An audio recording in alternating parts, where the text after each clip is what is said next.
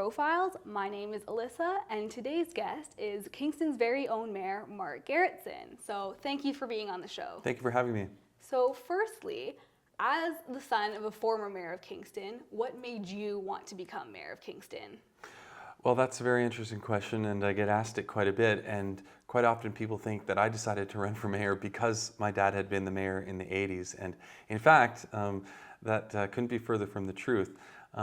I actually never even thought about running for local government until about my early 30s when I decided to run for city council. And in fact, the two most surprised people when I actually said, hey, I think I'm going to run for city council, were my parents. I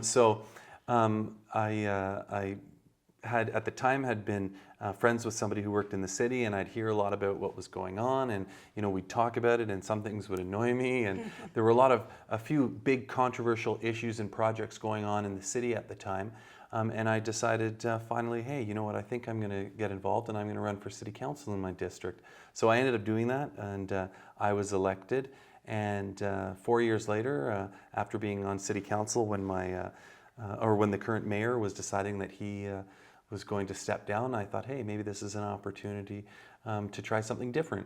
And so I decided to put my name forward to run as mayor, and thankfully I was elected, and that's how I ended up where I am today. Can you tell us a little bit about some of your previous occupations before you were mayor? Like, I know you just mentioned that you were on city council. Mm-hmm. Well, I have a property management company, which I still have to this day, where we manage rental properties throughout the city. And I started that in the late 90s. Like I said, it's still operating today. I'm just not as involved as I had previously been. Prior to that, I had a company that I ran with a couple friends in our early 20s, where we had a CD distribution company that we ended up selling to one of our competitors in Toronto. I've also worked throughout my early 20s anyhow in a lot of the bars and nightclubs in the city, and that's kind of how I, or that's kind of what I was doing before. I got into politics later on, but yeah. Well, like, related to your previous occupations, I read that you are a true Kingstonian. You graduated from both St. Lawrence College and Queen's University. So would you mind telling us a little bit about those experiences? Yeah, okay, and hopefully I can set the record straight on one of them too.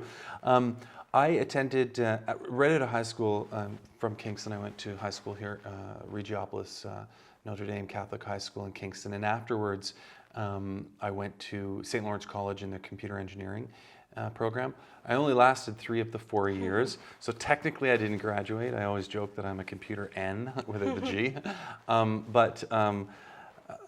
So I did that, and then it was when I decided that that really wasn't the thing for me, although I have a huge respect for anybody in the computer engineering field, as I know how challenging and frustrating that industry can be at times. That's when I kind of started to develop this plan of a business with a few friends of mine, and things started to go from there. And it wasn't until we sold it that I decided I was going to go back to school, and I really didn't want to continue with the computer engineering. So then I decided, well, in the meantime, I'll go to Queen's and take I ended up taking economics as my concentration in the arts program there at Queen's University, and that's what I ended up graduating with. So that's a bit of the background, and I'm glad I had the opportunity to set the record straight on the fact that I didn't quite graduate from St. Lawrence College. But. That's okay. So aside from your many duties as mayor, are there any other positions or occupations that you currently hold around the city? Well, other than the property management business, that's definitely an occupation that I have, and I'm still involved, just not as heavily involved as I used to be. But I'm on a number of different boards, and the Police Services Board, the KEDCO, which is Kingston Economic Development Agency. I get involved with various different organizations from time to time. As I had been before, I actually started, before I was on City Council, I was on the Affordable Housing Committee as the landlord representative there. And that also gave me a bit of exposure to politics and the municipal government. Okay. So you seem like a busy person. As a person who is constantly on the go, are there any hobbies or interests you enjoy? Like what do you do to relax? That's a very good question. I play on my iPad. I usually will try to find some time during the day. It's never always at the same time to do some things that are a little bit, not business related. So Vanessa and I like to, go for bike rides sometimes, or go for hikes on some of the trails around Kingston. I love going to movies. I really do play on my iPad quite a bit. In the winter, I'm a big snowboarding fan, and I try to go as often as I can and hang out with friends. And I'm very fortunate that I have some close friends and Vanessa, who's my fiance, who keep me grounded in the sense that there are other things like that are important to do. So that's kind of how I make sure that I'm not always working. But it is hard because when you're always thinking about work, it's hard to turn that off, and you really have to try. And sometimes it can be very difficult to do that. Yeah, it's completely understandable. Yeah. So as a student, I was just wondering, how important are students to Kingston's economy and the city in general?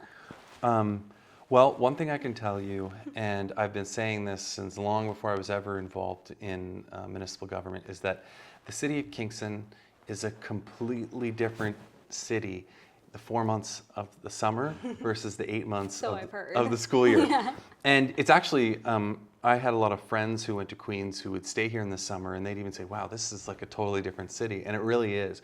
But I think it speaks to two of the very important drivers of our economy and our community, and that is the tourism that we have in the summer, but then the students that we have during the school year. Students are a tremendous asset to this, to the city of Kingston and our economy and our cultural well-being and the social aspects that we have. So I think it's very important that we continue to kind of foster that relationship and make sure that students feel as though they're involved in our community. And that can be hard because students are here for a limited amount of time and they have a specific task while they're here, hopefully, which is to graduate. So it can be challenging, but I mean, by and large, the students contribute immensely to our economy, and they're a huge part of our municipality. And I'm really glad that we are kind of beyond that thinking of at one time, the city used to think, oh, Queen's University happens to be in our city. Yeah. And the university used to think, oh, we happen to be in the city of Kingston. But we really have to start thinking together and collaboratively about how we can advance both of our objectives, the cities to be a sustainable community, and the universities, which is to provide those opportunities and resources for students, and to be a socioeconomic partner in the development of our community. We're very fortunate to work well with the university and the college in particular. The town gown plans that we've developed speak a lot to student engagement in the community, not just while they're here, but how do we get some of the students to stay here? We see that students are educated in a vast number of fields between the 3 post-secondary institutions we have in Kingston, and we figure, hey, there might be an opportunity to tap into some of that and to help Kingston's economy grow, so we really try to focus on that. So other than a great post-secondary education, like you mentioned, what else does Kingston have to offer to students that live here? To students in particular? Yes. Oh, well, that's, I'm glad you asked that question. And I think that we've done a lot of work in recent years to try to enhance that. Cultural diversity, and I say like culture specifically from the arts and shows and stuff like that. The K-Rock Center, for example, where we can have a number of concerts and shows that go on there. We have the Grand Theater.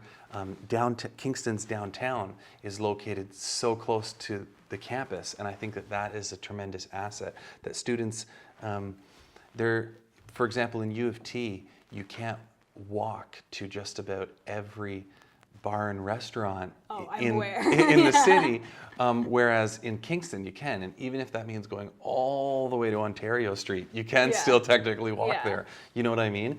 And I think that that's another great asset. So that interconnection of the university with the downtown core.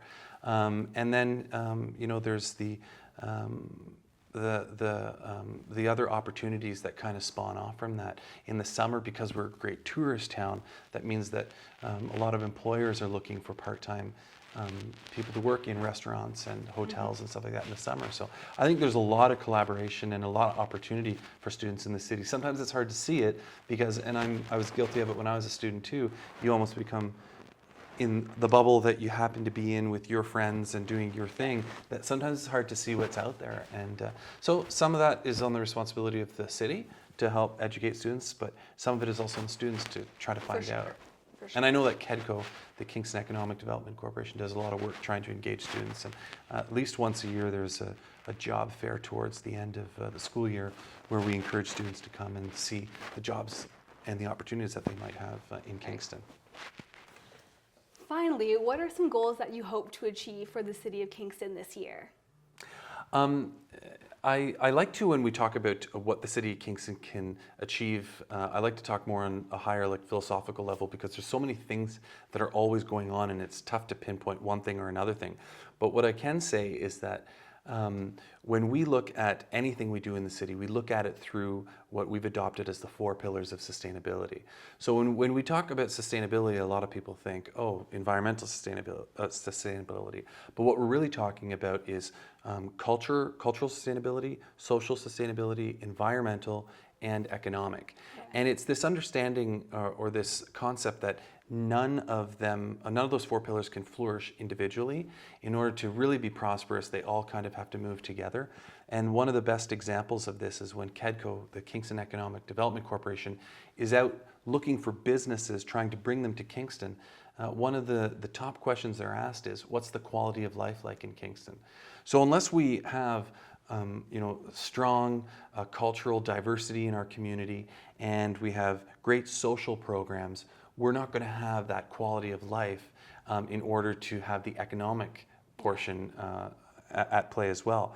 So, and unless we have a strong economy that's generating tax dollars, we're not going to be able to provide some of those social programs and the cultural amenities and protect our environment. So it's this idea that the 4 pillars of sustainability have to kind of move together. And sometimes, or that's not to say that all the time, we will always be looking at every decision we make on the 4 pillars, because sometimes a decision might just affect one pillar or another.